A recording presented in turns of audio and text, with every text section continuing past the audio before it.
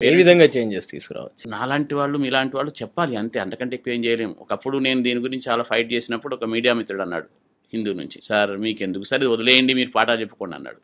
అయితే నేను అనుకునేది ఏంటంటే, ఎస్, మనం కనుక మన స్టూడెంట్స్ని ప్రభావితం చేయగలిగితే వాళ్ళు సొసైటీని ప్రభావితం చేస్తారు. స్టూడెంట్స్ ప్రభావితం అవుతున్నారు తప్పకుండా సార్. మొబైల్ ఇన్ఫ్లుయెన్స్ చూడండి, మొబైల్ ఇప్పుడు ఉంది, ఒకప్పుడు ఇంకొకటి ఉంది. మా టైంలో ఏముండేదంటే వీడియో సినిమాలు ఉండేవి.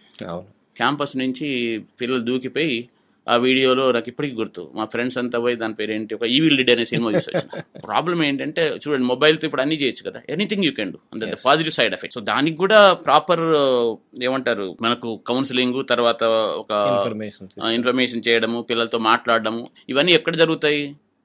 ఏదో ఒక బ్రాండ్ ఉందని చెప్పేది మెక్డొనాల్డ్స్ అని పోయి పిజ్జా తిన్నట్టు కాదు కదా. ఒక టీచర్కి స్టూడెంట్కి రిలేషన్షిప్ ఎక్కడ ఉంటుంది?